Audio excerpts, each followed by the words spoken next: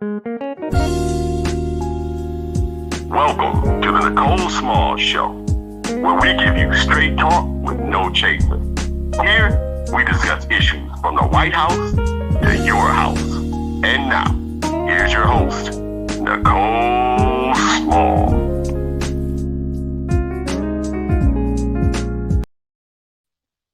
Good morning. Welcome to the Nicole Small Show. Today is Monday, March 29th. I had to get it together. March 29th. And we're going to talk about a very important topic today. Later on, I'll be joined by a guest, Sister Consuela Lopez. This sister has been doing some serious work around sex trafficking. Listen, everybody, this is such an important topic. I want everyone to understand the signs to look for. More importantly, the pandemic has not stopped the sex trafficking. Actually, it's taken on somewhat of a different approach, and I want you to be able to pay attention to the signs, especially those of you who have children in your family, whether it's your immediate children, listen, your adopted children or whatever, whether it's nieces, nephews, I don't care, godchildren, you really need to understand what's going on with sex trafficking. Also, her and I are going to delve into, has any legislation really been pushed to help us mitigate this problem that we have with sex trafficking? So make sure that you stay tuned. The sister will be joining us later. Let's talk about what's going on here locally. Well, sex trafficking is as well, but let's talk about what's going on in city government. Of course, there is a boycott that's in the works, supposedly around Coca-Cola. They said Coca-Cola has not done anything to oppose the legislators who are pushing for voter suppression, especially in Georgia. And, you know, Coca-Cola is headquartered out of there. And there's going to be a call. Some people are working on boycotting Coca-Cola as we speak. They support the legislators, and they have supported Trump, according to some of the stories that I have read.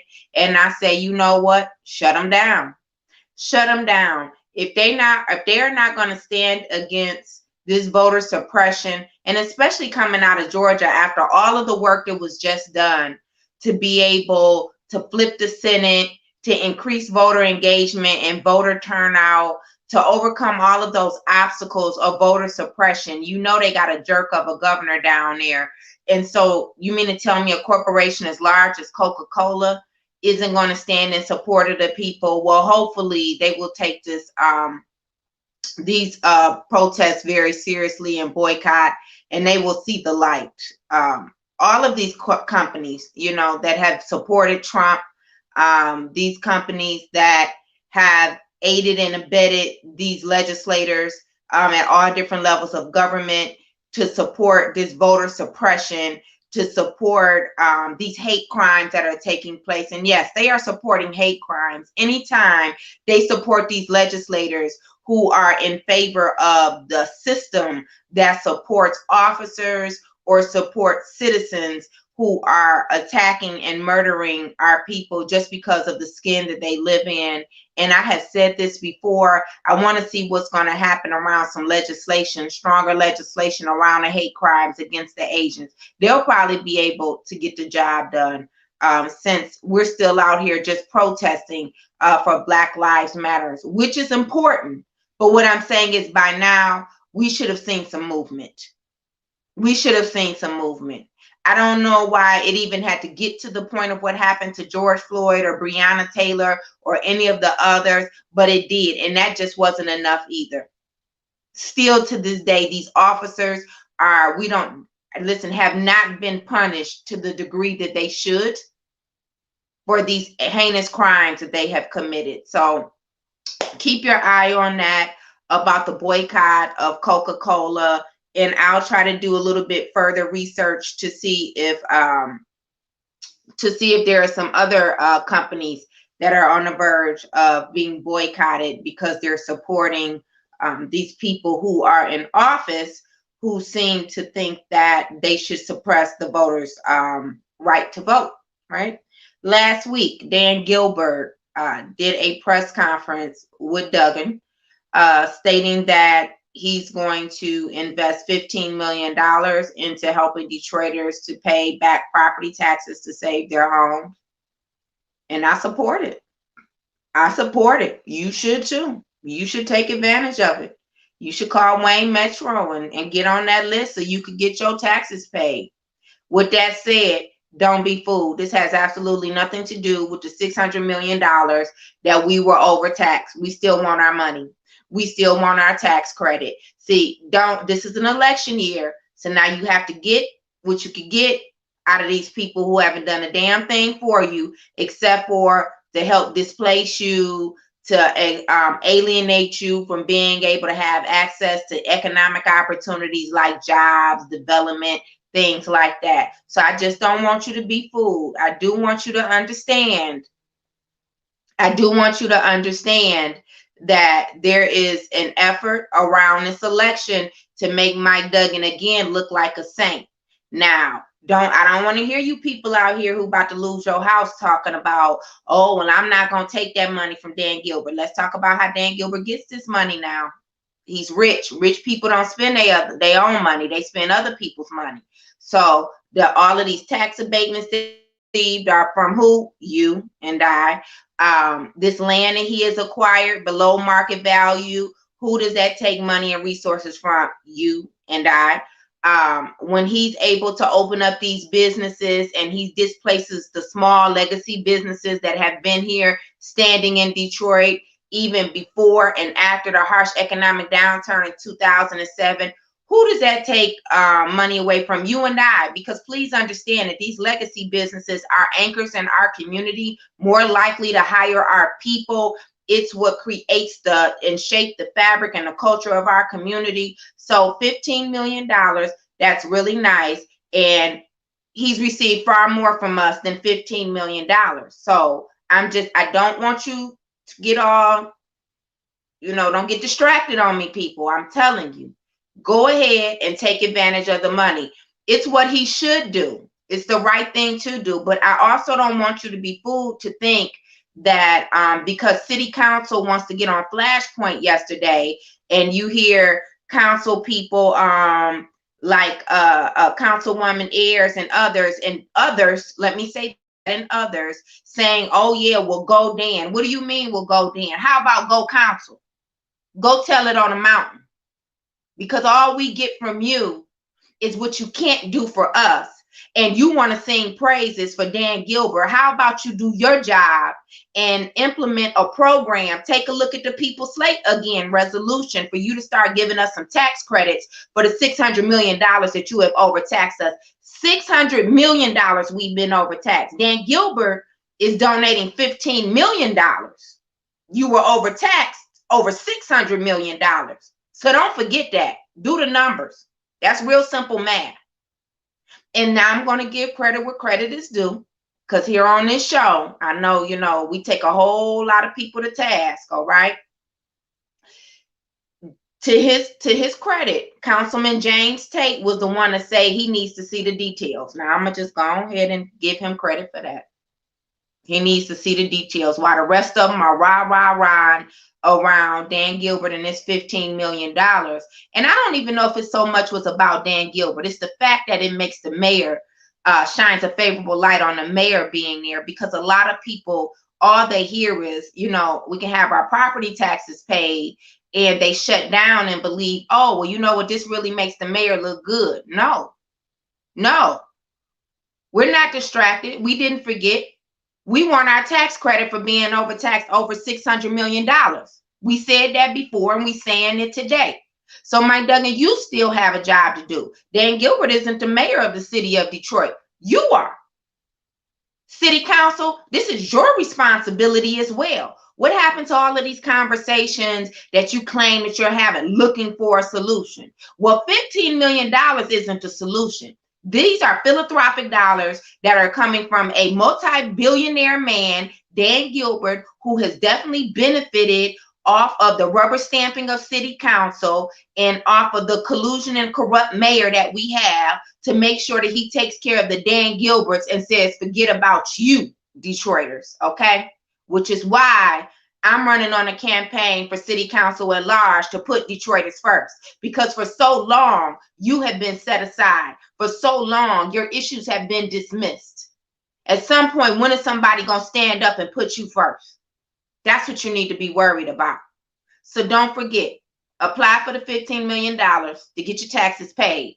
But don't you let these folks off the hook about this over $600 million that we have been overtaxed on our property taxes. I don't want you to be misled by these efforts. And then the next thing we need to ask for, why don't Maddie Maroon go and pay back the water debt? Maddie, you've been doing pretty good, benefiting off of this rubber stamping city council and this mayor who will take away everything that we've worked for in a sweat equity and hand it over to people like you. I think Maddie Maroon should step up to maybe him and what's her name, Sue Mosley and others. They should just go in and put some money in the pot, pay off the water debt. Because you know everybody gonna have all of these high water bills in 2022. Don't forget that when this moratorium on water shutoffs is lifted, 2022, because after then Duggan expects for himself to be reelected. So let's keep asking for some stuff. Dan Gilbert is gonna put $15 million towards helping people pay off their property taxes. So now we need Maddie Maroon, GM. Oh, you know what? It's an article. I need to read that too. You remember the lady, what's her name? Barr from GM. Well, his family, you know, Maddie Maroon's family. His son's still alive. Maddie Maroon's family, GM, that Barr lady. Remember when she put together this group saying that, Dennis Archer was on it. I believe Tanya Allen was on it, and they were supposed to be dealing with racial equity in the city of Detroit. And these are the people who were supposed to be at the table. Well, somebody suing her in GM for excluding Black people from being able to get money for advertising. I'm gonna read that to you in a second. See, pay attention. So GM is another organization. Where are they at? Why don't they put some money into paying off some of this water debt? And we need to talk about replacing these pipes in the city of Detroit, because Gary Brown was on city council the other day talking about what they can't do, of course, and how this whole proposal that we have in the charter is a big issue because it's going to cost too much money, as if, you know, the people haven't done their due diligence. Let me tell you this so you can be clear, because I always want you to be educated and informed on the facts. That proposal for affordable water is going to generate tens of millions of dollars in revenue for the city of Detroit. Also make sure that we improve our infrastructure in the city of Detroit. So don't be bamboozled. And also, last week, the Charter Commission went before City Council. Listen to me carefully. All of that hocus pocus that we were told about what the process is in order for us to get our money back for this current budget is just that, hocus pocus. We were told, the Charter Commission was told when we went before City Council last year, that they were going to allow us to, when they defunded us, that we were going to be allowed to come back in July. That was the entire committee of the whole. Council president was there, said it. What's her name? Councilwoman Sheffield. She reiterated it because she voted against them defunding us. And even Scott Benson said that we could come back in July. But when we we reached out to them several times, they would never allow us to come back. Okay. So then now we were told by Deputy CFO Stoudemire that she was going to address two things last week, Tuesday. And you know what those, Wednesday, you know what those were? For us to talk about our proposed budget for fiscal year 21-22, which begins on July the 1st. And she was supposed to address and submit a proposal to City Council of why they need to reinstate our funding. So all of that telling us what the process was, We were told something else, and that should have been directed directly to the finance department. They knew that they weren't going to have a conversation with us about reinstating our funding for this current fiscal year because they don't want to do it. It's not that we don't understand the process. Obviously, council doesn't understand the process. Some of the members of council. We followed the directive that we were given by the so-called experts. And just for the record, Mike Duggan is not supposed to have anything to do with the funding of the Charter Commission. You know why? Because state statute says so. It's the legislative branch. But instead, they're going to look to their boss to tell them what to do and allow somebody else to usurp their power. Pay attention to what's going on. We have a caller on the line. Good morning and welcome to the Nicole Small Show. Good morning, Nicole. Thank you for taking my call, and thank you for running citywide. Thank you. City council, for please give us a little hope, boy. You really have given us some hope. I'm upset that the fact that these so-called churches and leaders and ministers are not standing up for us. You know, this is horrible. And then people from the suburbs is coming to TCF getting vaccinated where Detroiters aren't able to get there or get vaccinated. Talk about it. Has dropped the ball on handling this pandemic. Not only dropped the ball, but he's caused it. He's caused the death of many Black people in Detroit by, number one, shutting off water to people, causing a Hep A emergency before the pandemic. And then when the pandemic got here, it was much worse because of the Hep A emergency here in Detroit. And here he is today giving suburbanites priority to get the vaccines. He stopped the vaccine, the J&J vaccine for Detroiters, sent 6,200 of the vaccines back. You know, people out here trying to kill for a vaccine.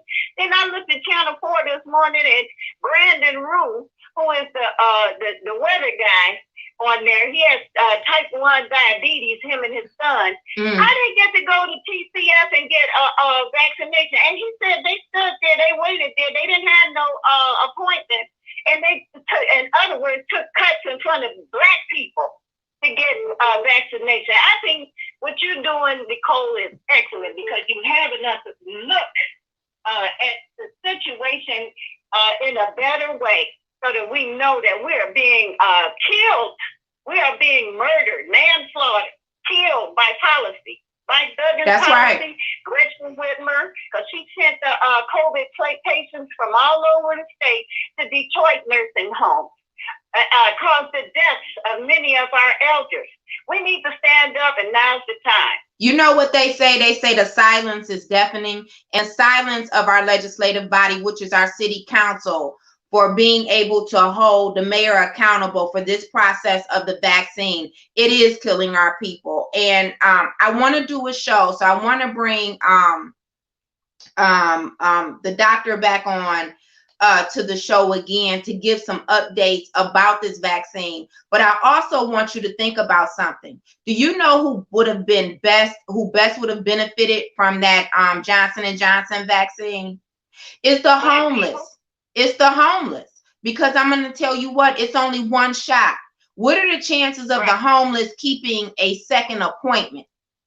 You know what I mean? Why didn't you even consider the homeless? So I also want to get someone on the show on the same day to talk about the homeless population being able to receive the vaccine as well. But I agree with you. But again, there are no checks and balances with this administration, and here lies the problem. And I want Detroiters to understand how it's showing up on your doorstep.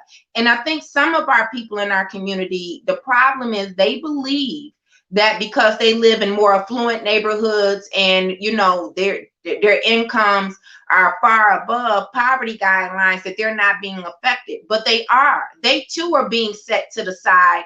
And, you know, there is this intentional agenda to make sure that others are supported before Detroiters. And it is killing us. It's causing us to be displaced out of our homes and out of our businesses. And if we don't do something this year, you know, a lot more will be lost. So I definitely agree with you. And I'm gonna tell you, I want to piggyback off of your point about who's receiving this vaccine.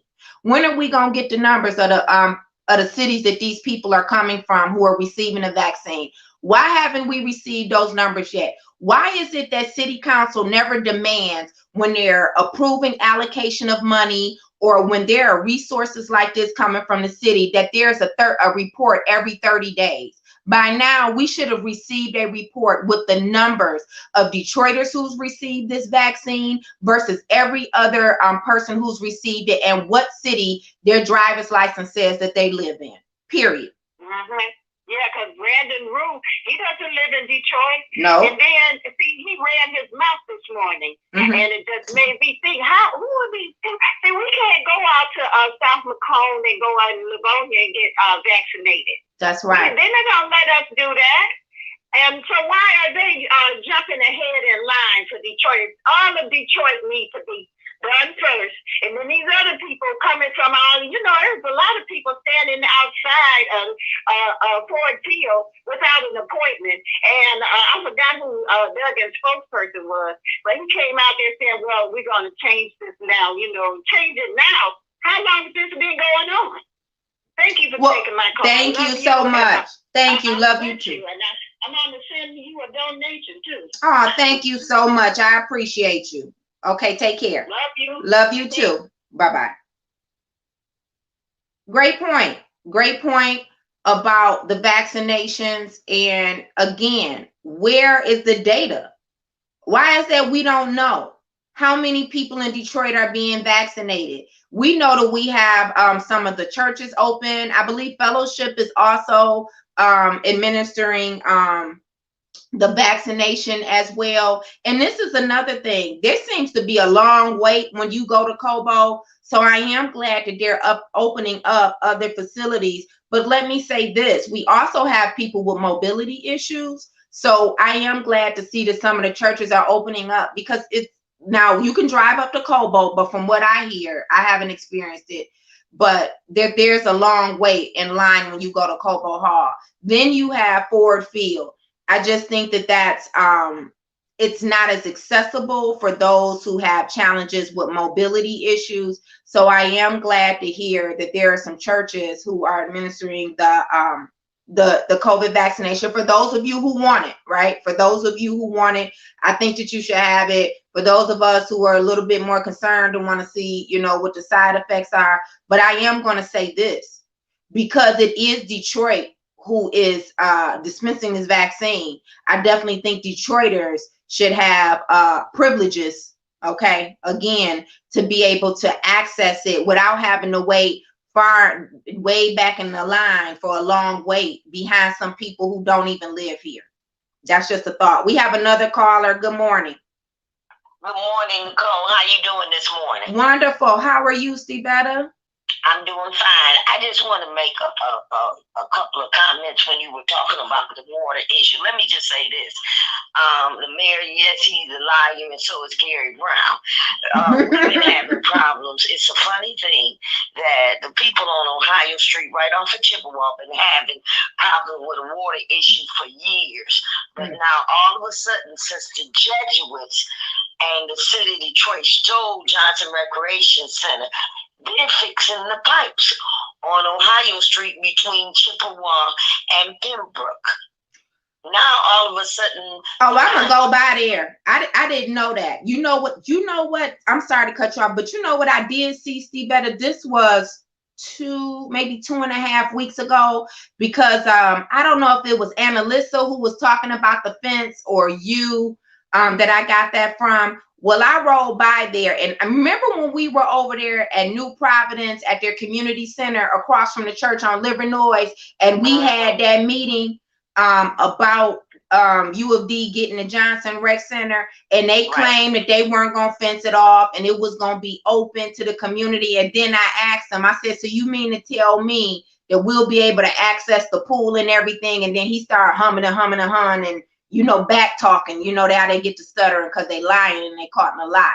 But Remember when they said they wasn't going to have it all fenced off and everything? Because one of our concerns were, remember how we used to be able to go up to U of D and use the track, and then they locked us off from that, and that's why they said that they weren't going to do that.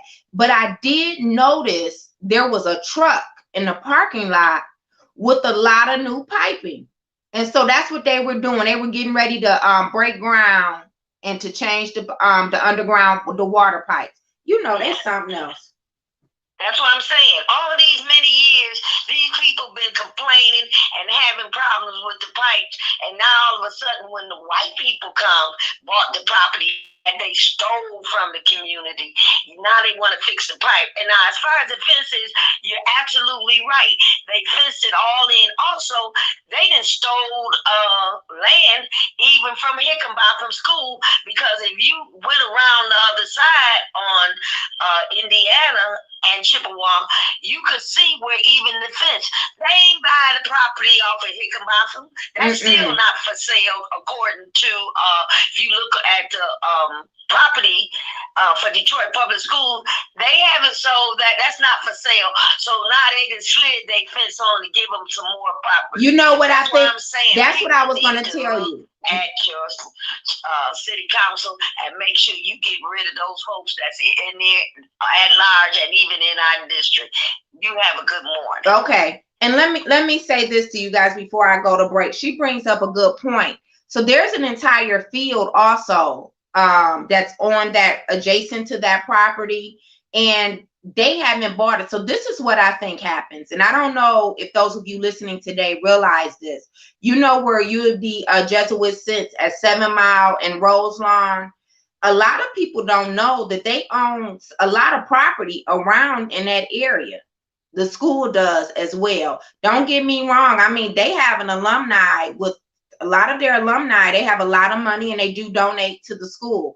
So what I'm thinking is, if they're going to take that field, if the city is holding it for them until after they finish the renovations with the Johnson Rec Center, and then they're going to allow them to purchase it. Remember when I was talking to you about this whole land bank and how they do these bundle deals, and how if there's a lot across the street from you, if there's a lot a block away from you, God forbid if it's a lot next door to you, and you call and you see that it's empty and you see that it's on the land bank list, and then they tell you that it's not available.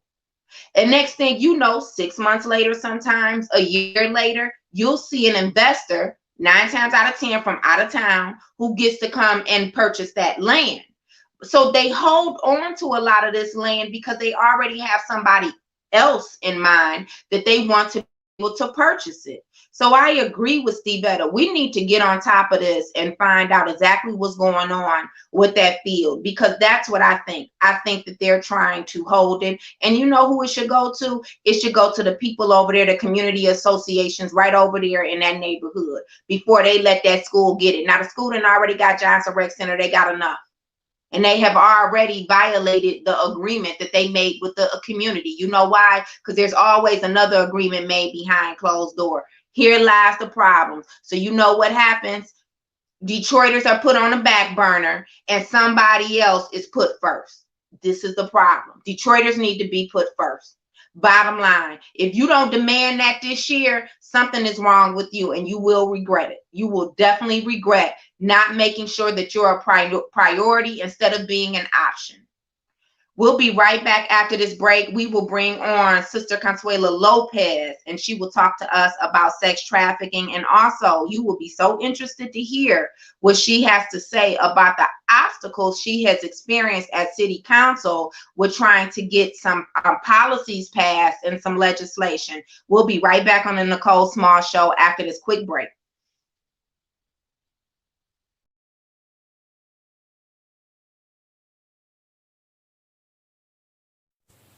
Tune in to the Nicole Small Show, Mondays and Tuesdays from 8 to 10 a.m., where you'll get straight talk with no chaser.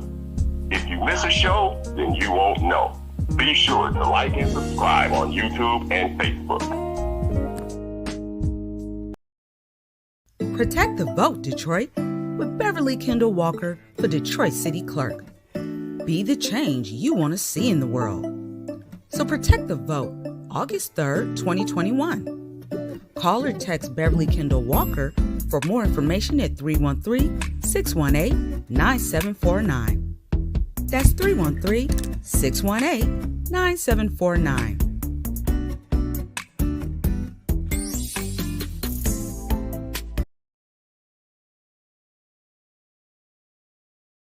You voted, now what? You Voted Now What, LLC is a social impact marketing firm for the business person looking for bold strategies to unleash the buying power of our community. That's social impact marketing. Find more info at info@youvotednowwhat.com. Mention the Nicole Small Show for a 15% discount. That's right. Email info@youvotednowwhat.com for more information. And remember, get your souls to the polls August 3rd, 2021 for the Detroit mayoral election.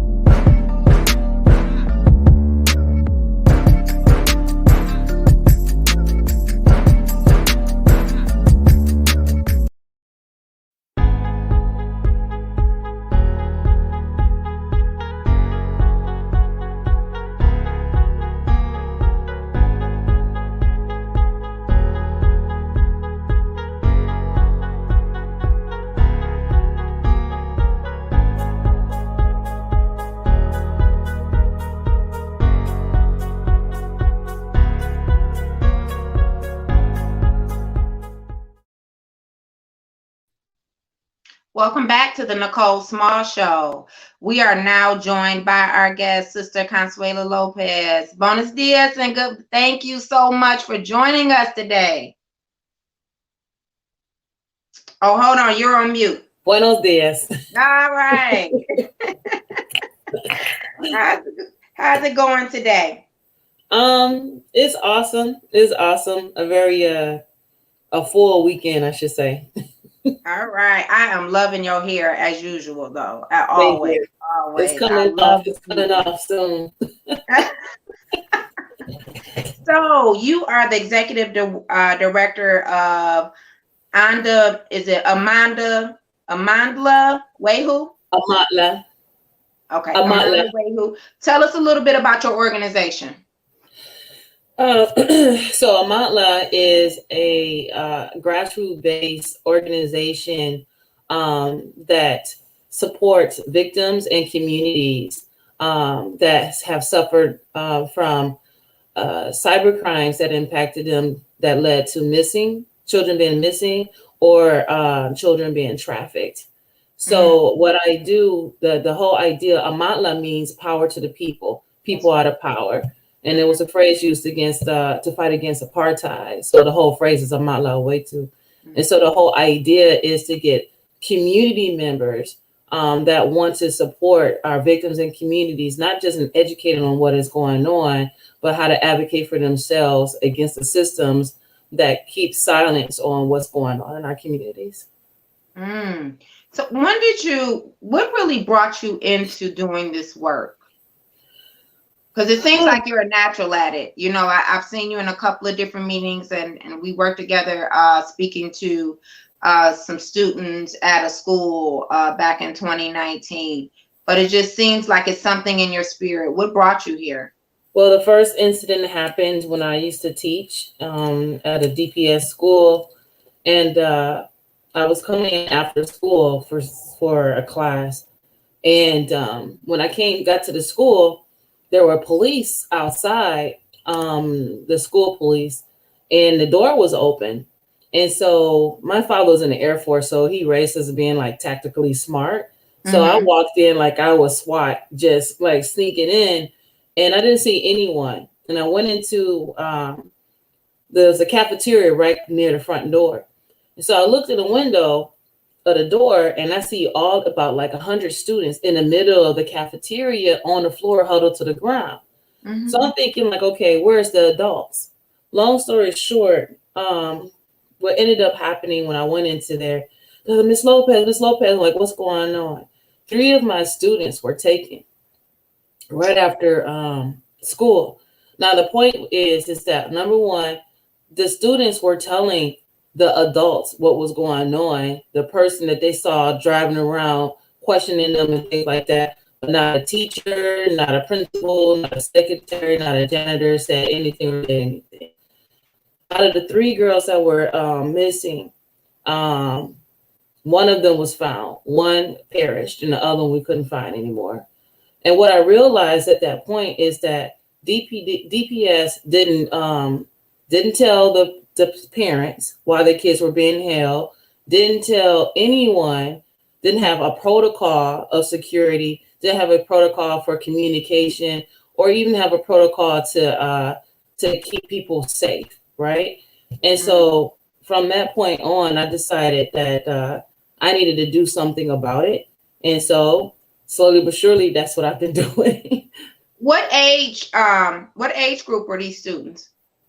They were middle school. So yeah, they were 7th grade.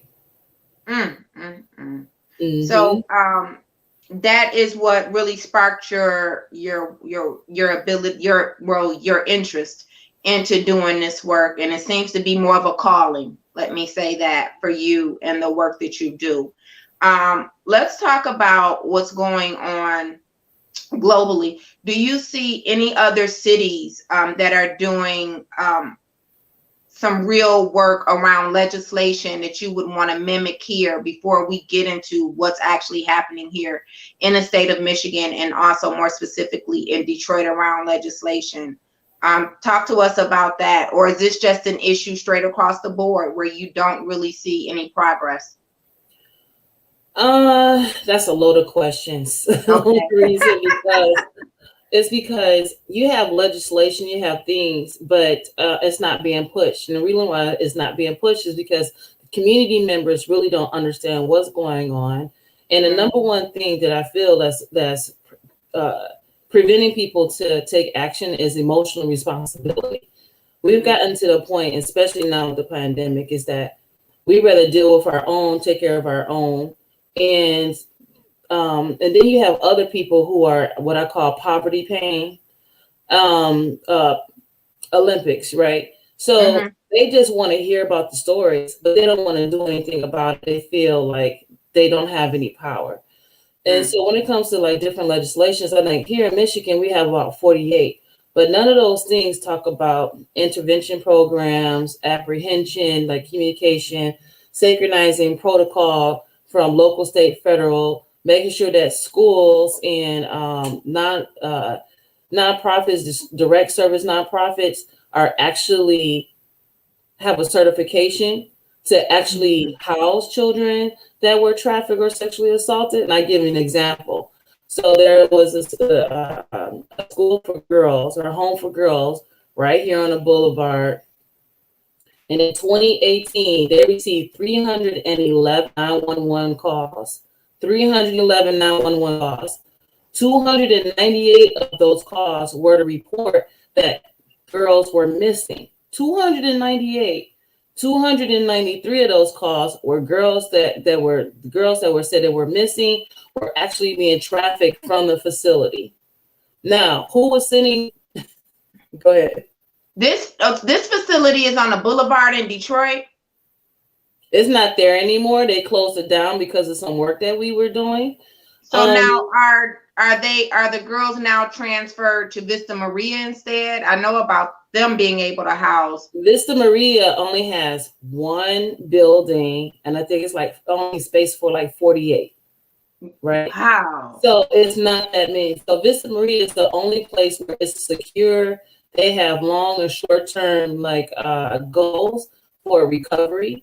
That's educational, emotional, academic, everything, right? But that's the only one that's consistent.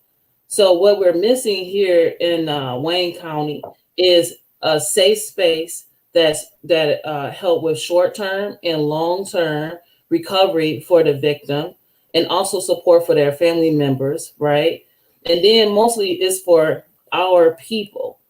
And yes, I'm Afro-Latina. So I'm serving people who are not just African American, but there's a high case of Africans from the continent of Africa. Then you have from the Caribbean, and you have Latin American. You do not hear, you hear about kids coming missing, but you never hear about them returning.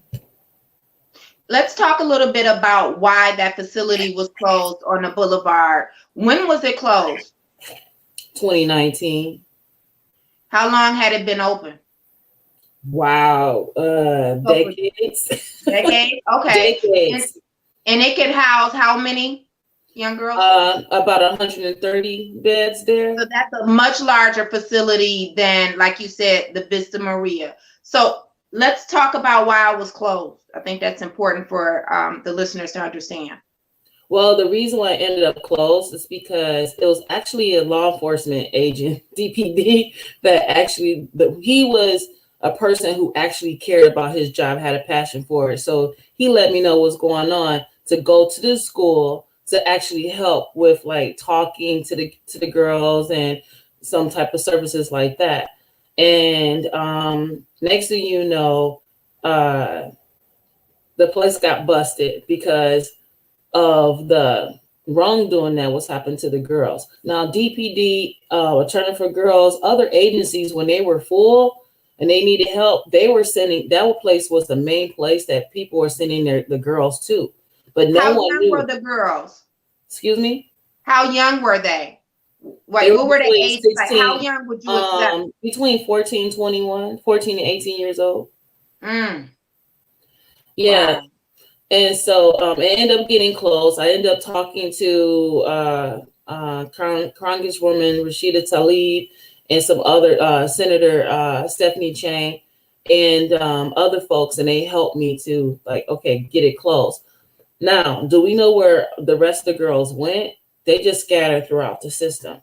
And so one of the things that I'm fighting for is that if you have any NGO, direct service NGO, that claims to help women that sexually assault or trafficking, or young men too, because that's important that we understand as young men as well, that there's accreditation, there's a certification. So, you know, like when you go into a restaurant or even a store, they have their certification, there's license and stuff right there that's updated.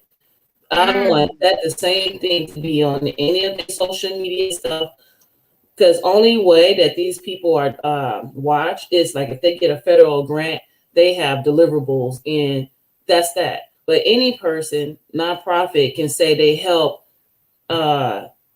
Lucille, right? Yeah. But they can now people are getting smart and like doing videos of the girls. Can you do a video for us? Why? Because the monies that's coming in now is asking, like, show a video. We want to see these people, like, you know, but that's the only reason. When I say now, it's like in the past couple of months. Why do you want to show videos? But are these girls getting any compensation? Are they getting anything for it? No, because the girls, like, you saved me, I need to do something for you. So they're still in this mentality, and they're getting pimped out again by exploitation all over again. You know what I mean? In a different form. It's exploitation. So in your opinion, because of the gaps in procedure and how the funding was being used, that facility wasn't the best as far as operation for the young girls. And I'm glad you brought up the young men as well, because that was something I do want to talk to you about.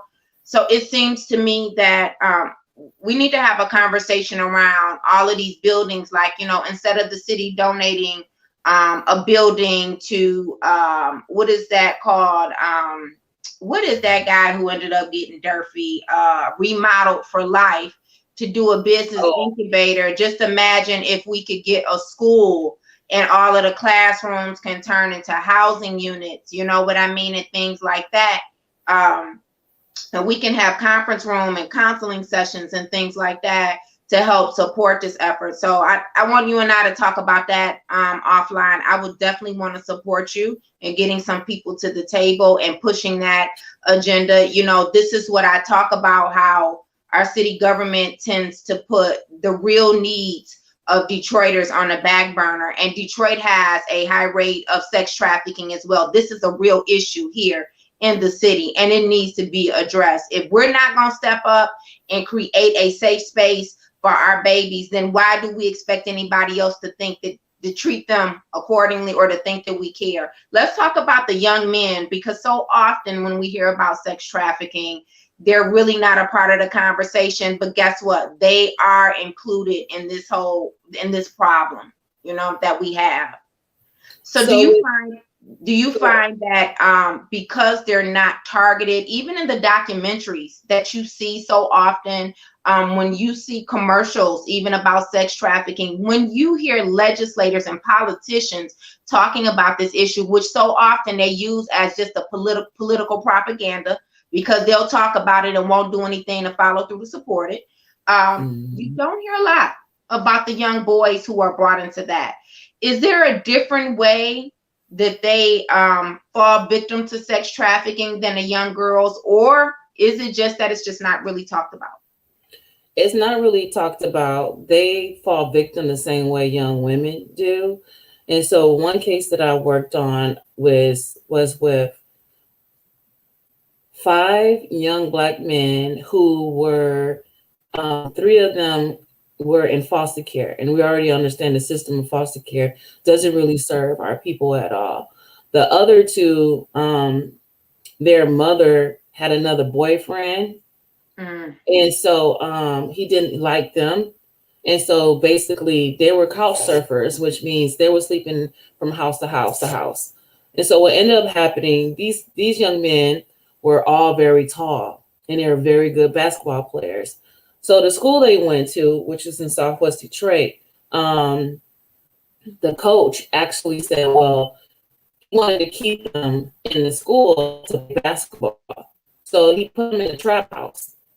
And a part of this trap house wasn't their responsibilities. And you know how it is for high school students. Well, there's a place we can go, we can smoke, we can do whatever. And that was one of the ways that young women were getting, I would say, what's the word? They would not only they were getting groomed. That's the key word. They were getting groomed. You get gifts, things like that. And next thing you know, if you have sex with one person, blah, blah, blah, and you'll get this. And so the most important thing, it doesn't matter with both our young men and our young women, is their emotional state.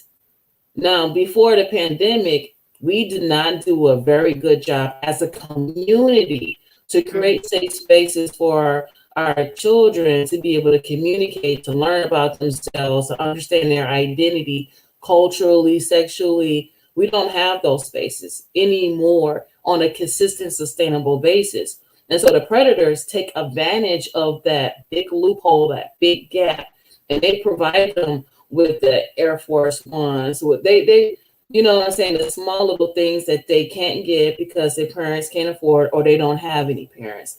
They make sure they get something to eat. But I think that you pointed out something that really stood out to me. They were tall and they played basketball. And you know what we hear about so often are these young men who are good athletes, who are receiving all of these gifts. And you know what, some of the times, you know, they come from a single parent household. And I'm hoping that the mothers listening today, you pay attention to that. Don't think that just because your child is a good athlete, that they're being targeted to actually be able to go to a great college or to be drafted in the NBA or the NFL. You know, you need to really know who's approaching, you know, your son, your daughter as well. But I just want to speak right now about the young men. And you need to be cautious about who's giving them these gifts, because they could be trying to pull them into sex trafficking. Everybody is not really a scout. Okay, they scouting for something else. And I'm glad that you brought that point out, because it's a conversation that we really need to have in our community, because so often, that's the conversation. Oh, my boy is good at this, he's good at that, and oh, look at what they brought him or give him, and you don't know what's really in the back of these people's minds and what their real intentions are. And we have a duty and a responsibility to protect them as well. Yeah, we do. We absolutely do. The difference is the community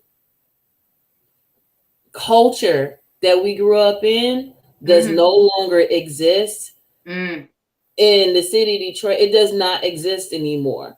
Everyone is on their own. You have generations, the generations that's under 35 and whatnot, they do not have a sense of the recreation centers are open, or I would say even the faith houses, the churches and what, they don't serve the community. You might have a church, but who's actually going to that church? Is it the people that's from that community? No.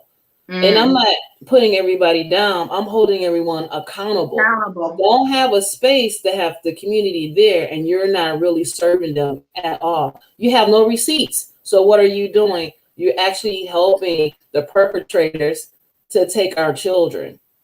Period. Wow, that is so sad. Can we talk about some of the ways that these sex traffickers are? I want to talk about first some of the typical ways, if you could just name 3 that young ladies are approached to get into sex trafficking, and then I want to go right into sex trafficking during this pandemic, because some people think because you had to wear a mask and we were on lockdown that stopped sex trafficking, and we know that it didn't. So let's just say it sounds like you said some of the girls are as early as 7, young as 7, being brought into sex trafficking. How do you get a 7-year-old into sex trafficking outside of being so bold to go into a school and to snatch them out of there? They're unfortunately family members, people that's close to the family members. You have extended family. People don't do the checks within their family, or even the people they bring into their house. They don't do it anymore. 2 years ago, there was a grandfather trying to sell his 7-year-old grandson for $10,000 to a white couple in Palmer Park. Where do they find? So where would the grandfather find this white couple? Is what I need to understand. So, are there certain sites online or what? Well, this particular case, the couple was jogging and he went to them and like, hey, a lot of nefarious things happen in Palmer Park. And just because they're starting to clean up the area and community and things like that doesn't mean anything. The people who's been there are still there for right now. You understand what I'm saying? And so usually the first thing is inside your home, which when we talk about later what's happening now, how that's an impact. Then the second thing would be through other friends. They do use young women and young men to get other children, right? Come to this party. It's okay. Blah, blah, blah. Nobody like you. Your parents don't care anyway. And you know how it is for high school, middle school to do something that you're not supposed to do. Yeah. And then the third thing would be is in social media and the digital realm. All right. And it's so sad that a lot of this is coming from inside. You know what I mean? And I agree with you. It amazes me when I even see, some people I've been friends with for years, how open and welcoming they are for, people to come into their homes and to spend a night and to live and things like that. And I'm just like, you don't even know this person. And you have your kids in here. And I'm somebody that, I try not to make decisions that's going to jeopardize my freedom. And for me, that would be jeopardizing my freedom just to let somebody come into the house, because, it's not going to be a good outcome. You mess with the babies. But, and that's psychologically something is wrong. Like how our community has become so desperate for love and attention and to be with someone that they would even sacrifice or expose their children to someone that they don't even know. And then when the police come around and ask them questions, they can't even hardly answer questions. You don't know that person's family. You don't know their friends. You know, they living with you because they really didn't have a place to live in the first place. That ought to be the first red flag. You know what I mean? Things like that. And so my heart really goes out to these children. So let's talk about what's going on during this pandemic. You know, our kids in our community, you know, now some of these private schools in these suburban communities, they have been open because, you know, these parents want the kids out. Go figure, during the pandemic. But now, you know, for our community, these children have been home for over a year now, you know, and some of them needed to go to school for refuge. Let's just be honest, whether it was for food, not to have to be abused all day, in different type of ways. So let's talk about what you're hearing about the pandemic and how it's impacting sex trafficking. So, and it's hard. It's neither one of us are like ancient. We're not old. I'm not even 50 yet, right? But here we are talking about something that used to happen. When I grew up, this used to happen, right? What has happened, not even a pandemic, I would say just this, the digital explosion has created us to have lost memories, right? Lost memories of what used to be, being in the kitchen cooking with my grandmother, going to the river, fishing with my dad or something like that. Little things that used to be a signature of what a community used to look like. And so just think, right before the pandemic, we were already fragmented as a community. There were no sustainable spaces, right? And now since the pandemic, everyone is in a digital space. I give you an example. A little girl next door to me, I think she's 10 years old, and she will ride up and down the street on her skateboard. And so my way, because I just moved in this community, even though I grew up in it, I would do chalk art to get to engage the community. So one day she finally came through and we're doing chalk art. And I have a radio, a speaker, and I play music from all around the world. If it's our people, I'm playing it, right? And so she brought to, you like a lot of the good music, right? And I said, yeah. So what do you listen to? And she said, I don't. I haven't listened to any music since April. I said, what about television? She's like, no. I said, what about, like, what's your favorite book? She's like, no. I said, what do you do? She said, nothing. I said, why? She said, because all the adults are really confusing. Everyone is acting really weird. And I don't know what to do anymore because things that I used to do, I can't do. And I'm reminded everywhere that I can't do what I used to.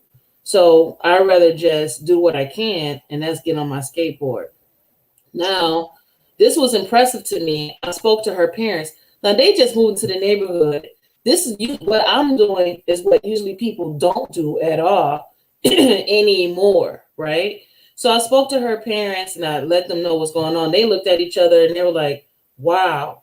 They didn't say thank you. They just said, wow, we didn't know. Why? Because the father was busy trying to work. The mother's trying to work. They think we got a big house for the kid. She has food, she has clothes.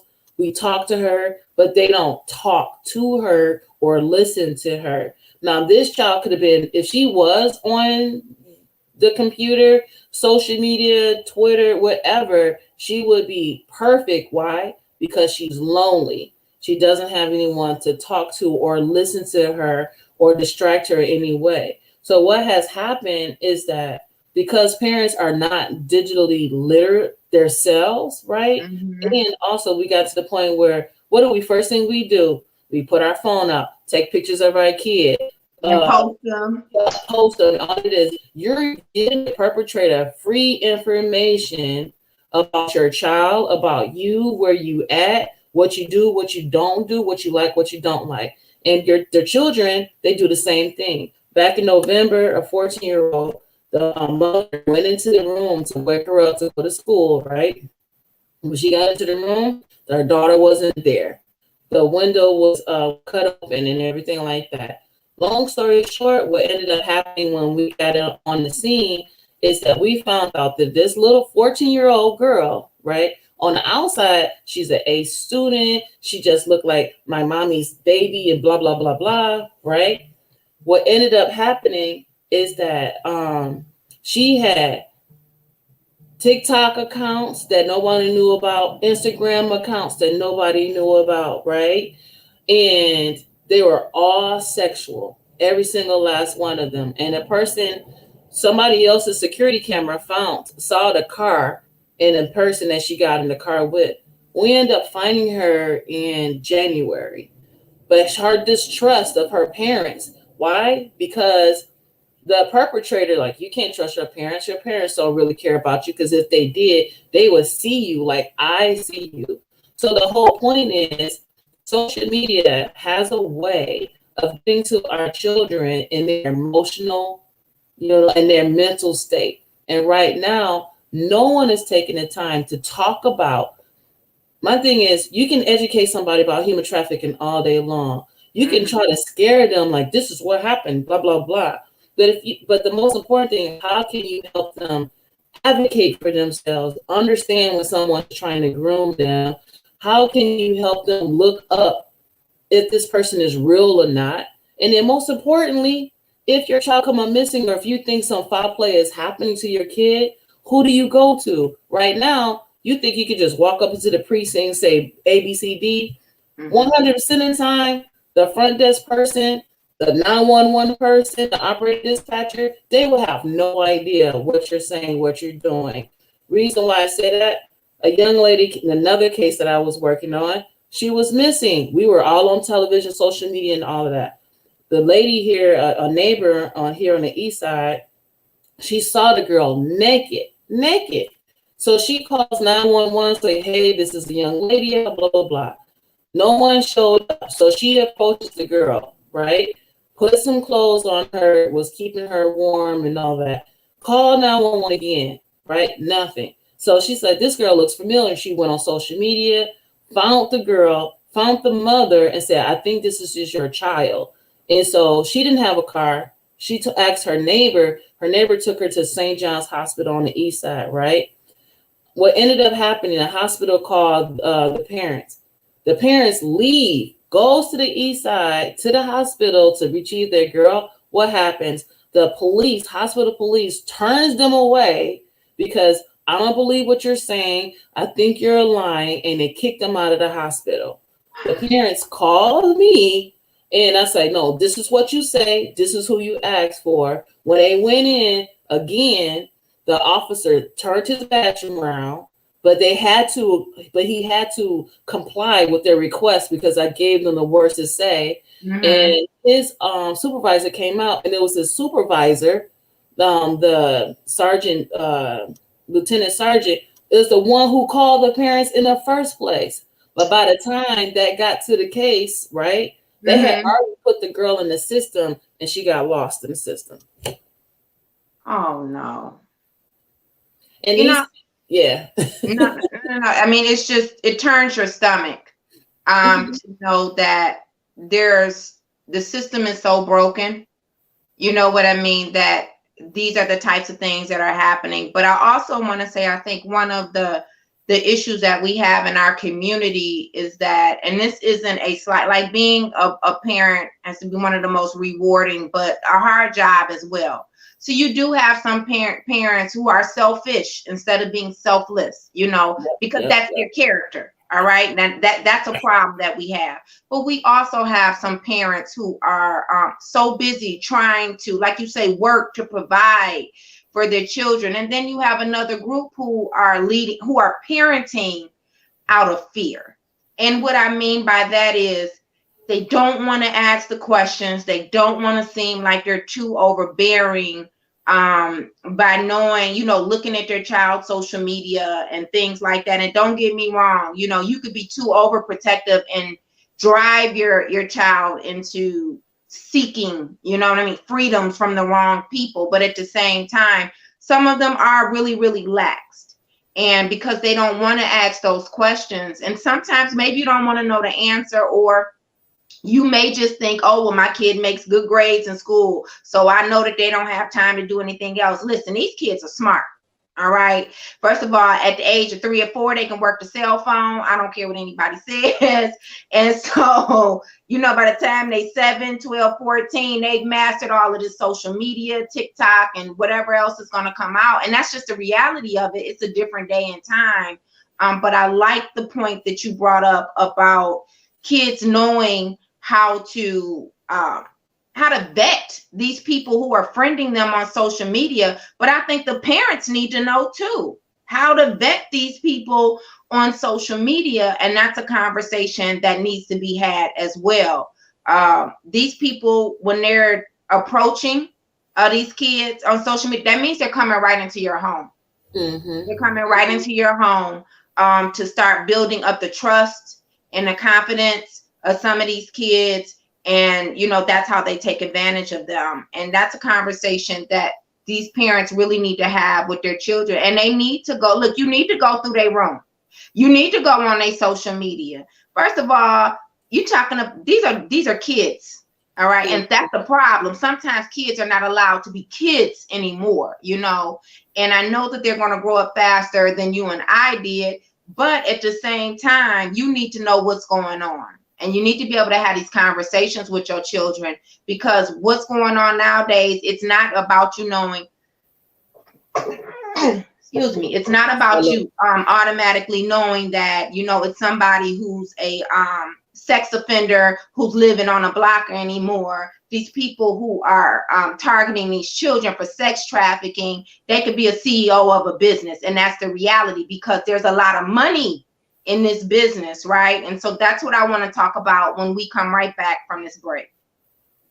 All right, we'll be right back on the Nicole Small Show.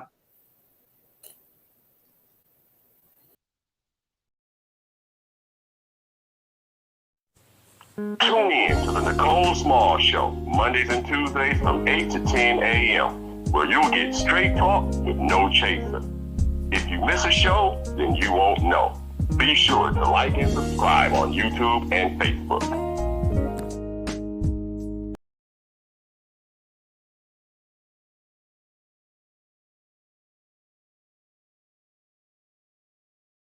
You voted, now what? You Voted Now What LLC is a social impact marketing firm for the business person looking for bold strategies to unleash the buying power of our community. That's social impact marketing. Find more info at info@youvotednowwhat.com. Mention the Nicole Small Show for a 15% discount. That's right. Email info@youvotednowwhat.com for more information. And remember, get your souls to the polls August 3rd, 2021 for the Detroit mayoral election.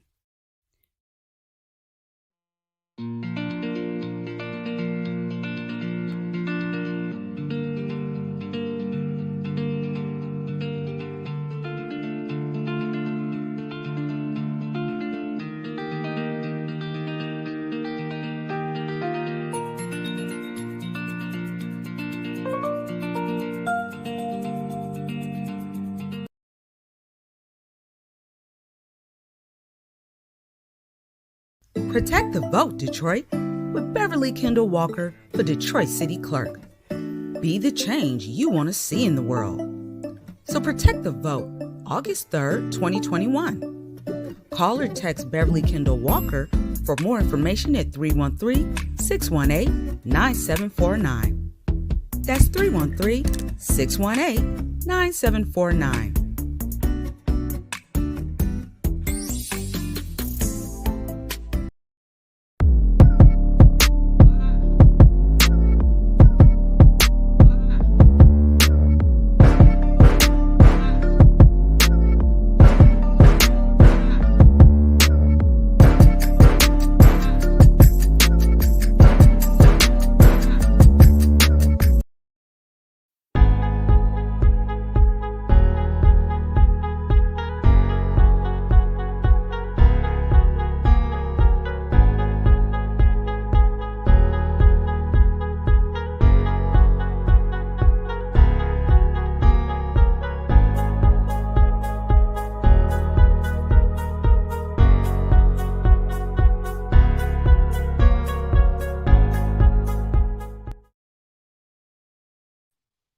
Welcome back to the Nicole Small Show.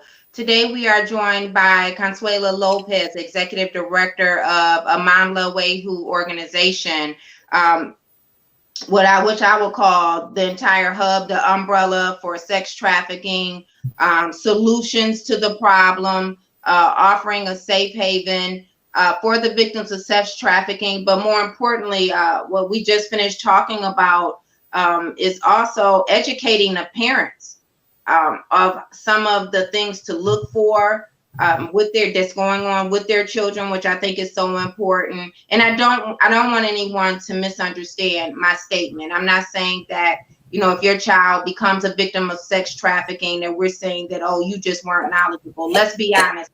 These people are predators. Okay, this is what they do.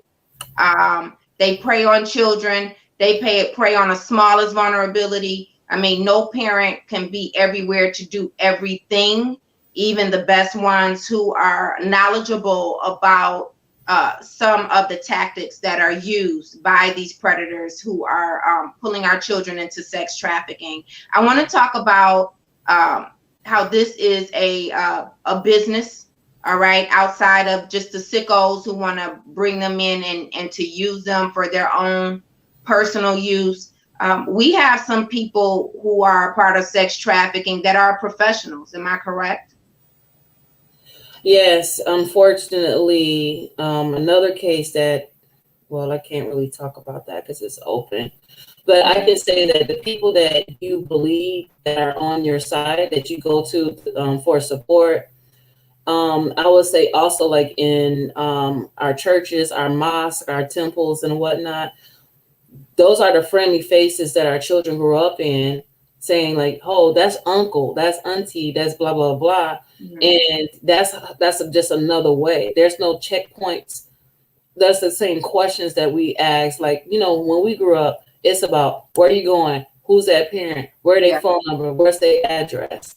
But now it's even worse in that we don't ask those questions. We just assume.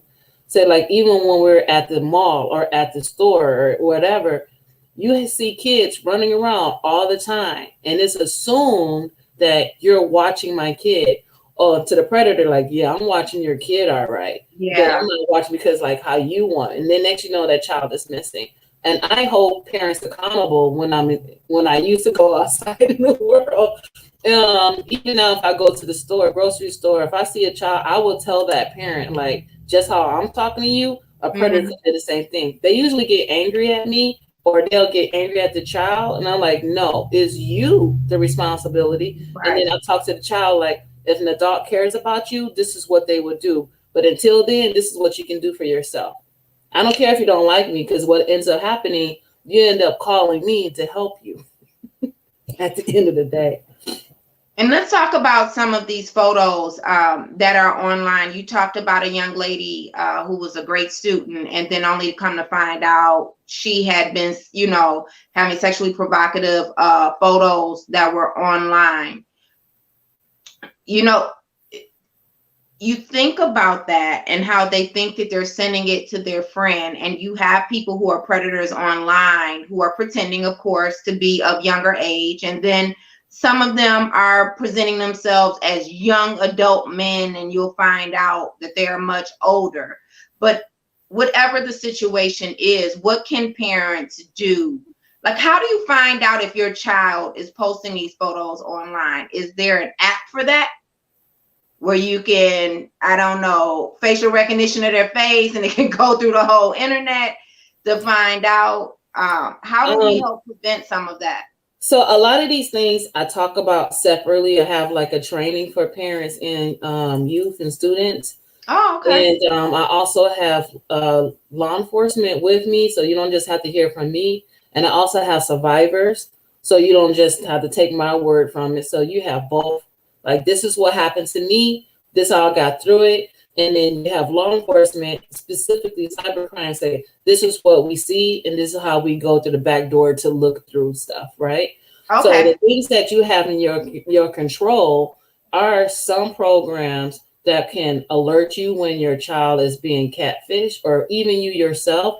So let me make this really, really clear. All of us that's on Tinder, Grindr, OkCupid, whatever you want to call it, right? Those predators are there too, pretending like, yes, I love you, get to know you. That's the grooming space, right? Mm-hmm. And then next you know what? Because all of us are desperate for love and some attention, right? Mm-hmm. To be seen, they take advantage of that and they enter in your house. That's that. We don't have the same protocols. So one of the other things that I have that I want to get done with not only the city of Detroit, but for Michigan, period, is have a one-stop shop website. The only place, it's not in the United States, the only country that has a one-stop shop website that everything that a parent can learn, need to know is Canada. And so I have resources that's similar to like Canada. So right now I have a form that parents could use to capture their child's information, all their data, even their digital information, right? The idea is like we have to have courage and be brave to have these conversations, because by us not having them, they're having them somewhere else, right? The information would capture pictures of their child without any filters, right? It'll capture their parents, their friends' information, places that they go out, a whole 9 yards. And I remember the last time when we saw each other pre-COVID, one of the things I asked the kids to do is have a buddy, have someone that knows where you at all the time. You have an iPhone, find your friends. If you don't, you have Life 360. Someone needs to know where you at all times. Someone needs to have all your passwords to all your digital spaces and stuff like that. Because the first thing what happens when a child comes up missing, they go to the precinct, they call 911, and the only thing they have is the name, maybe their height and weight, but they don't have all the other information, right? That's most important. And timing is important to be able to access that information to increase the chances of finding, your child. And that's what they need to understand. And the kids do too, because once they're in that situation, they're always going to think it can't happen to them either, because this person is trustworthy, right? When they're in a situation that they're going to meet. So I agree. And these kids need to understand, if you're not going to tell your parent, your guardian, you need to at least trust one of your friends who your parents will have access to make sure they get that information. Let's shift conversations a little bit. Let's talk about the legislative policies that you need support on. Talk to me about what your ask is through City Council and what your experiences have been through the Detroit City Council with getting assistance around sex trafficking. Oh, Lord. All right. Because I'm going to be honest with you, I always thought that this was at a state and a federal level to be able to receive assistance. So I'm truly interested at what could be done at the local level. So I think in 2016 or 2017, I'm just going to say Trump did pass a federal law, monies specifically for human trafficking, right? That's one of the things that he actually did. And so that money is going down to the federal, state, and to the local. And usually people who have access to these things are the big box nonprofit organizations, right? But rarely do we ask their receipts. What are they doing? How do we know that they're actually working for our communities? And specifically our communities. How do we know if that's sustainable solutionary that's there?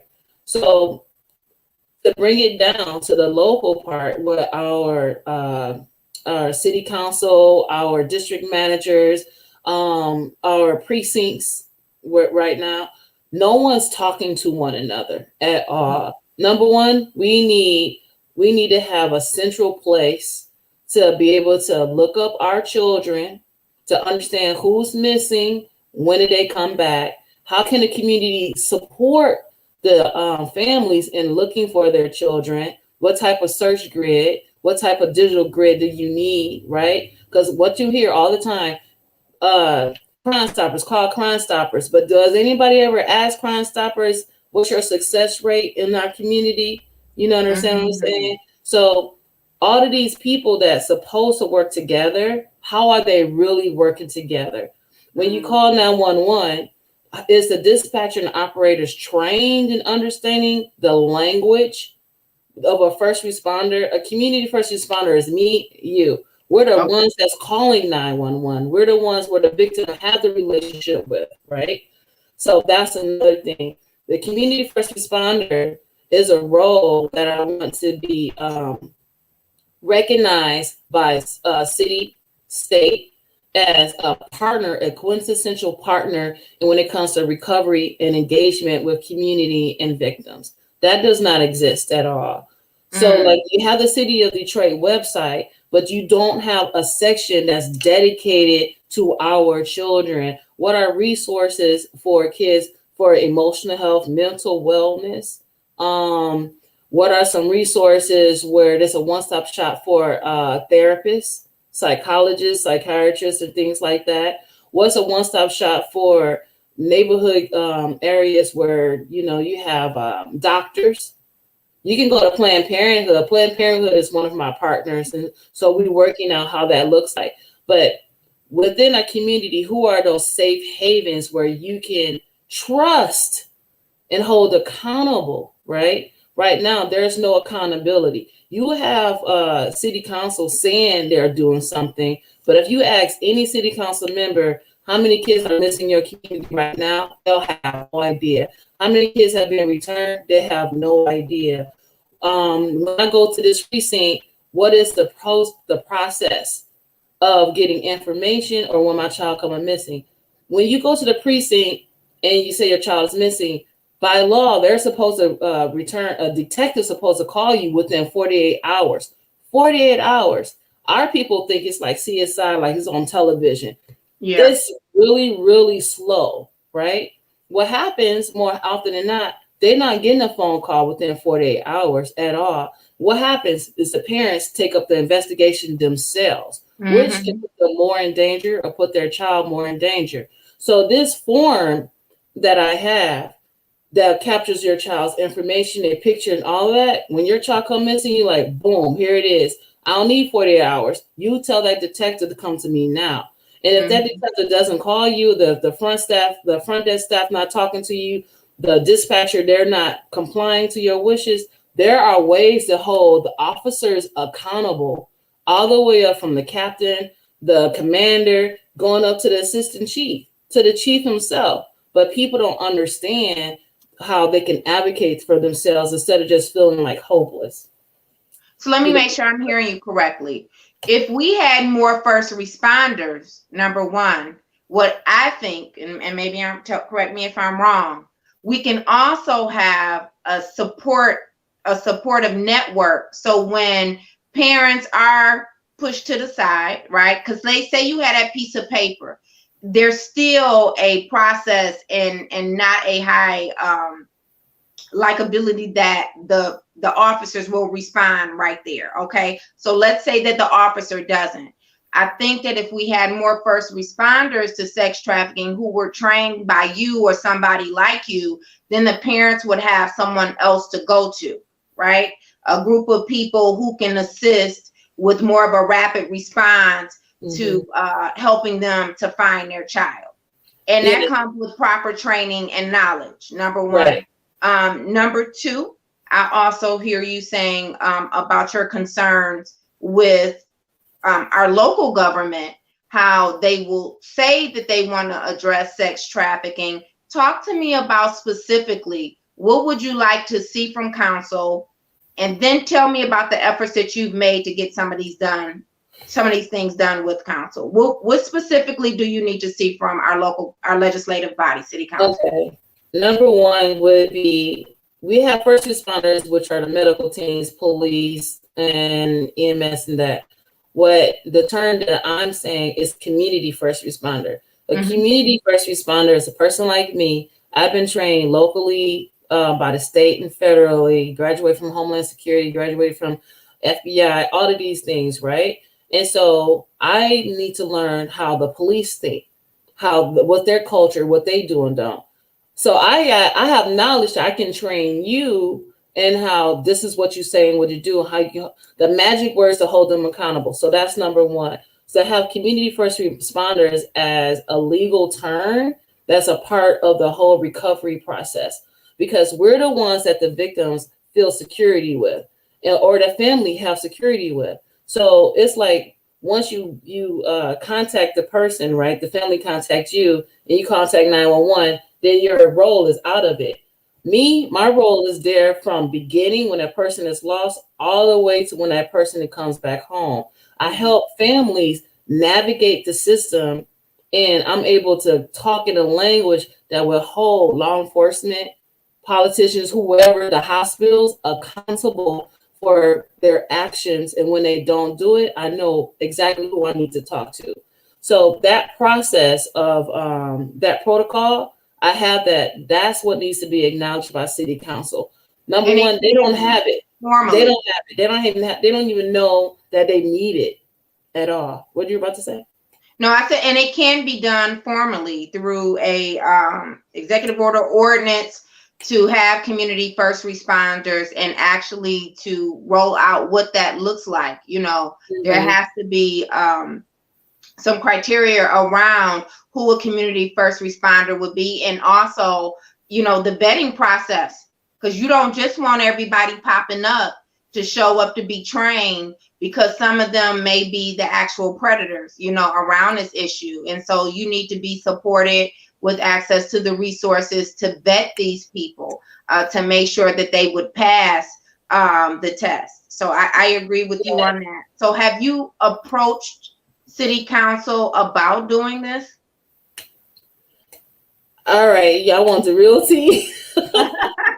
Yes. Oh yeah, we absolutely do. All right. So a few years ago means like 2017, 2016, I was one of the original people who was actually doing the education forums across the city, right? Mm-hmm. And then I ended up working with Brenda Jones, right? So we started doing some things together, and I was help facilitating these community forums. We did start a human trafficking task force, and we only met a couple of months, like back in 2018. The city, I think late 2017, 2018, I helped DPD with some language for their grant. I think it was like $48 million.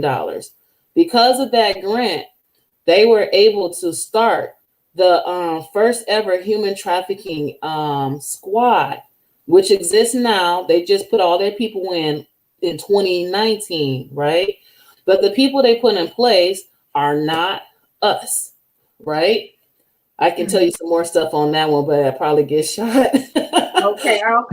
No, that's a problem. Right. Because and so also, have we approaching our children and stuff, you know, I mean, they might be a lot more apprehensive when the people approaching them don't look like us. But go ahead and continue. So we haven't met any more since then at all. And I quickly understood. Now, I may not have been born yesterday at 2:00, but right. I do understand when someone is trying to take advantage of my platform for political means. And I'm like, I ain't got time for that. I'm not here for that, because while you out here pontificating, I'm out here side by side, door knocking on the ground, going into abandoned houses and stuff like that.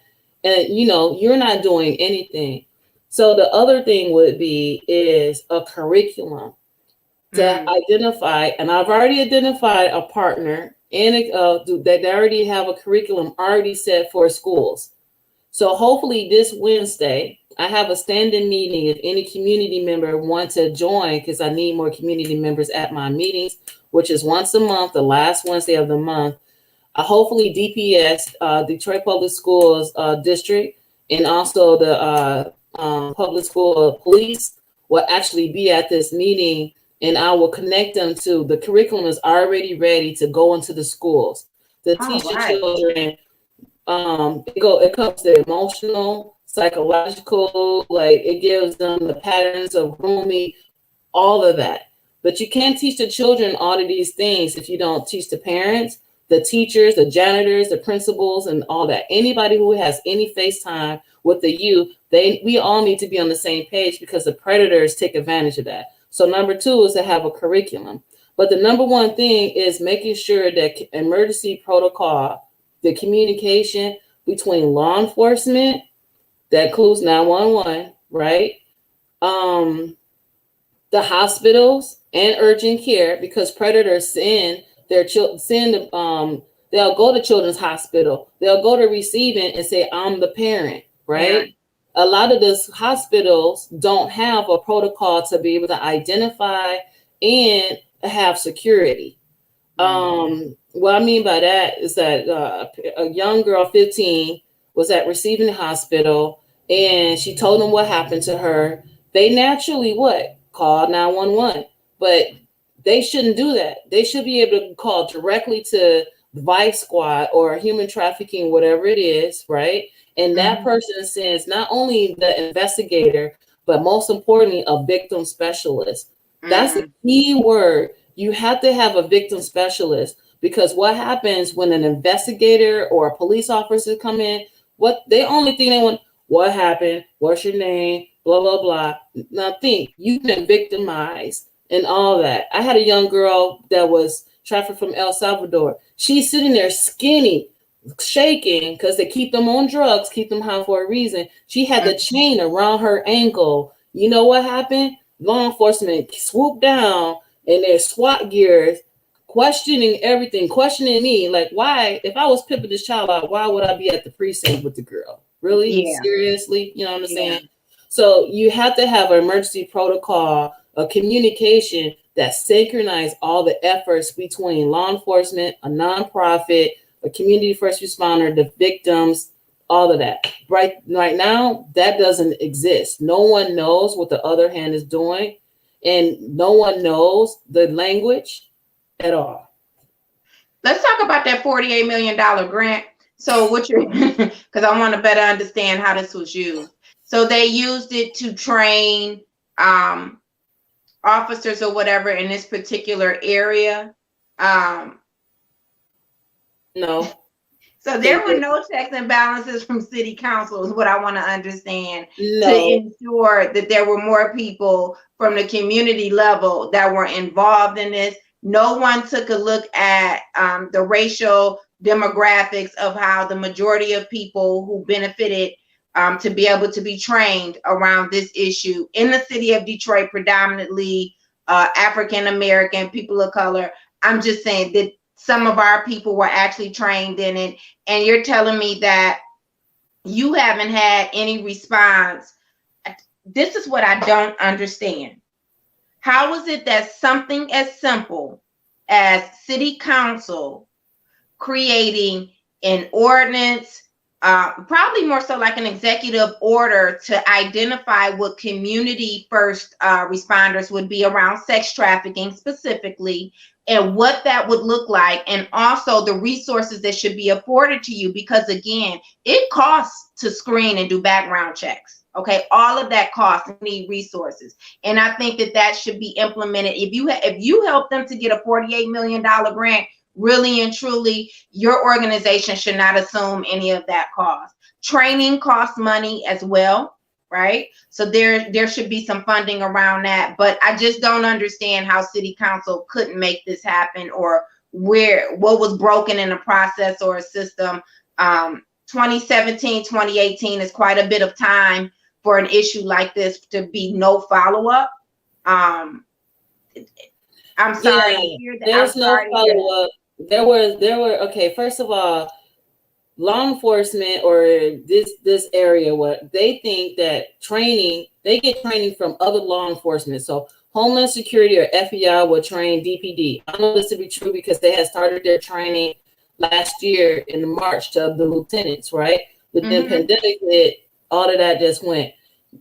How can you it's okay to have a police officer talk to a police officer, but when it comes to the work on the ground, you need a community person that's actually there, period. So when you have task force, you have a whole bunch of human trafficking task force all around the state, but my council is the only one that is community grassroots led.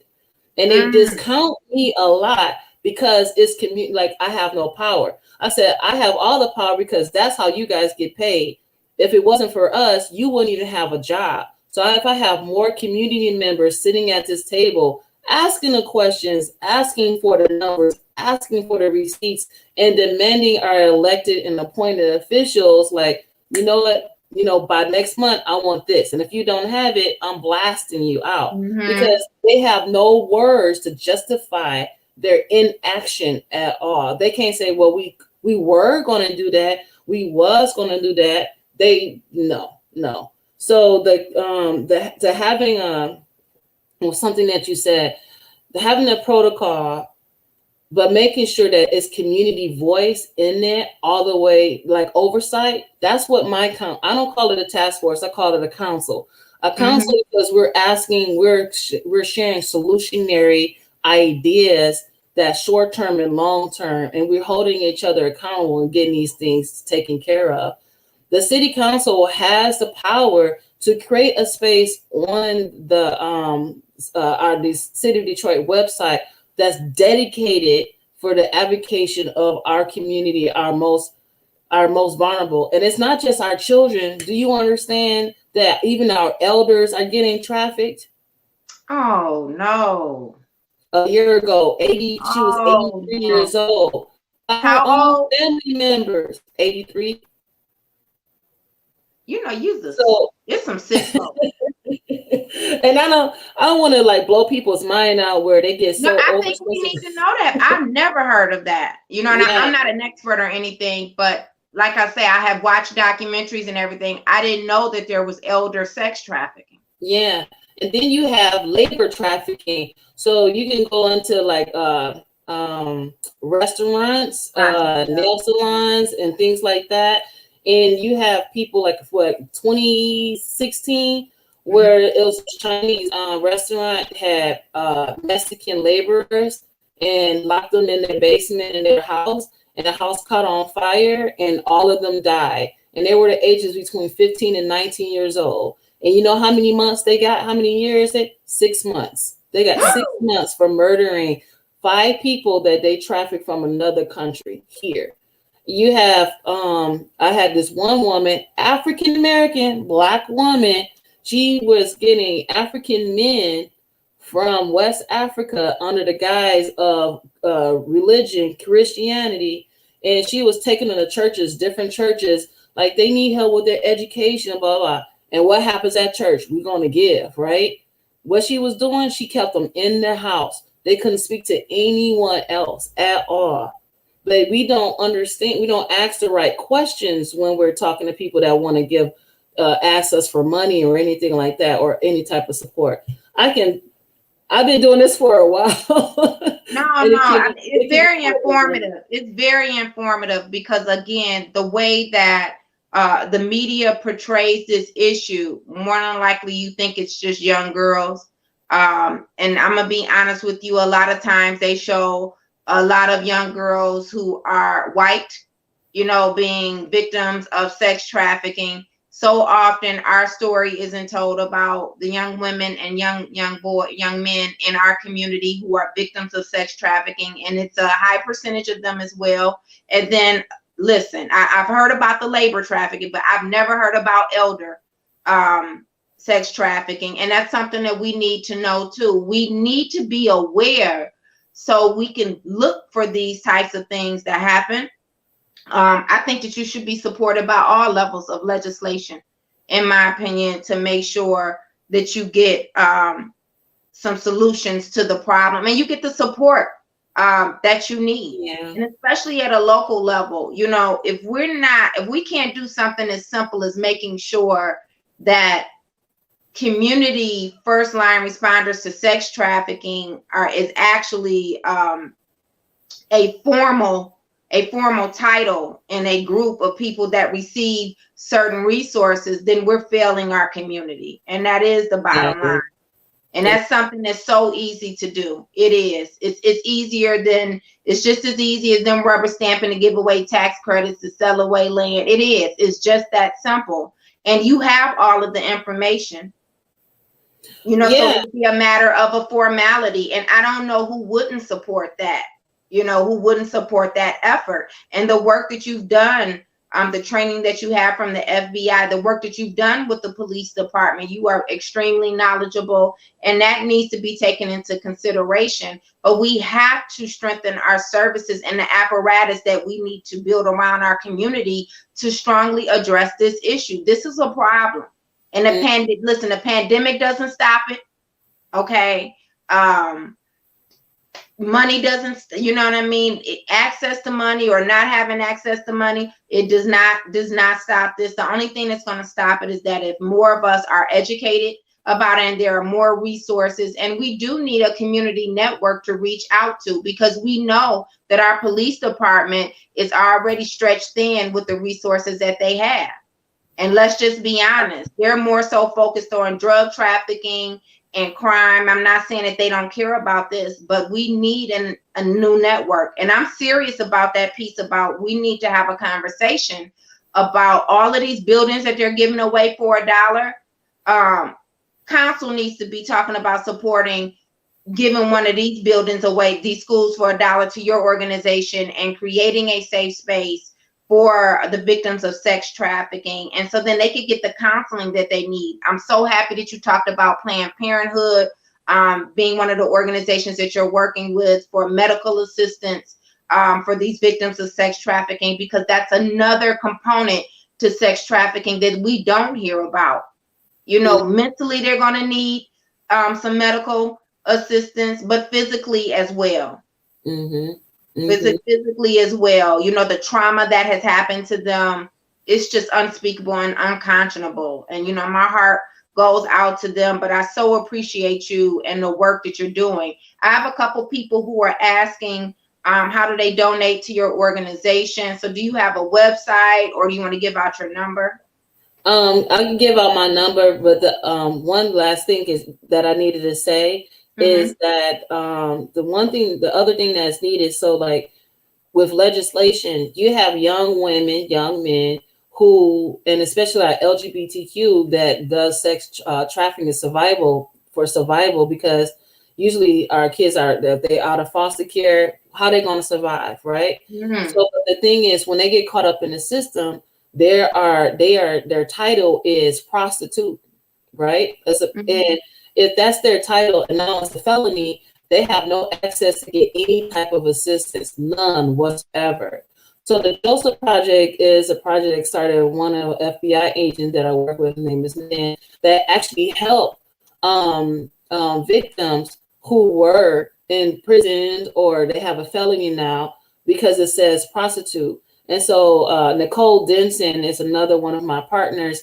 Our goal is our goal is to erase that language and call it what it is. It's not prostitution all the time at all. There's a big difference between prostitution and forced labor, forced sex acts, and things like that. So I wanted to make that clear, because that is number one thing that's another number one. We got 10 number ones of things that we need to get.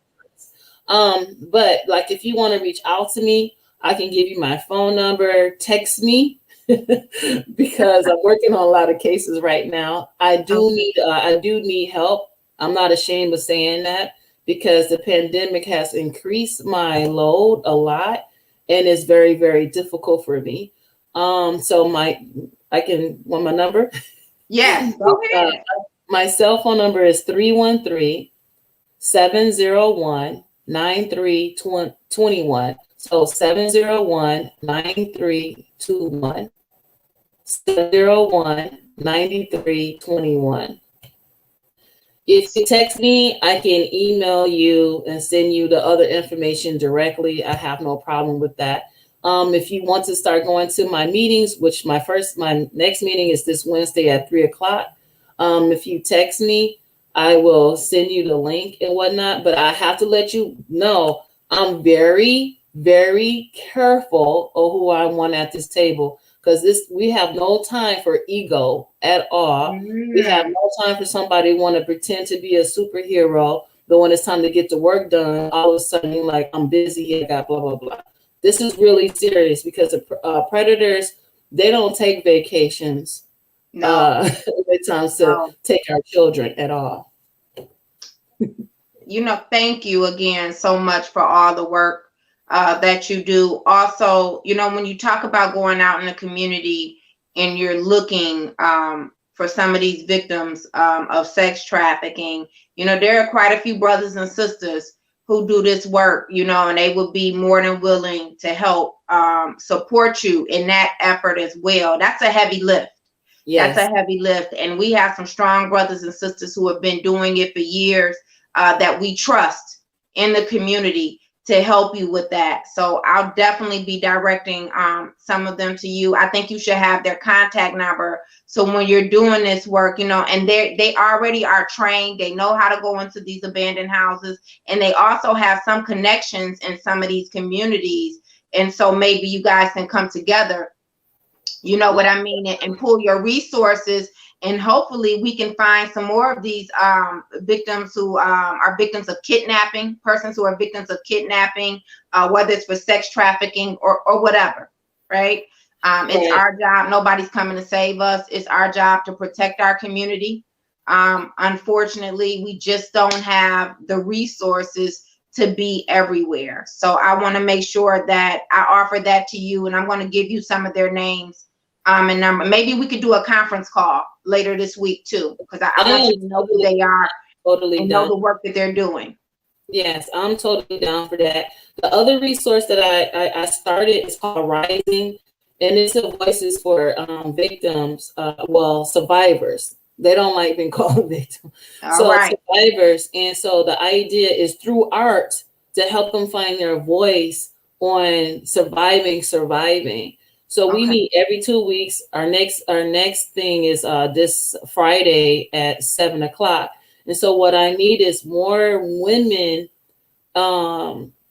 women voices that will help create a healing circle. Like this is how we get through it. And this is how I can do it. And then be a mentor, like an emotional person that can be there to help them go forward. You understand what I'm saying? So that's another thing. Like if you are artist, floetry, whatever it is, help the encouraging them through art to find their voice, through film, anything. It doesn't really matter. They're open and they're ready. Okay. Their age is 14 to 34 right now. 14 to 34. All right, we'll get that out as well. Okay. Thank you so much. I'll be in contact with you very soon. Sure. Thank you so much. I love you so much. Thank you. Yes, I love and appreciate you too. All the work that you're doing, and we're gonna get you some resources and some help. There's a reason for everything. It's nothing. Yes. I was thinking about you so much. And I was so happy I found your information, because again, I've been wanting you to come on and have this conversation with. So, and I'm glad to hear, that you're still doing this work. We need somebody like you. We need you to do the training. We need your eye, for those people who are being preyed upon, but some of the survivors too. And, you have a whole network that you can bring into this space, where we all can learn and do better by our own community, because that's what this is about us doing better by our own community. All right, so you have a great day. You be safe. And like I said, I'll be in touch with you very soon. All right, sis. Gracias. Thank you. So there you have it. I hope those of you who are watching, you learned something today. I know that I did. We put Sister Consuela, her telephone number in the chat. Feel free to reach out to support her organization in any way that you can. Be serious about it. This is something that we definitely want to follow through with.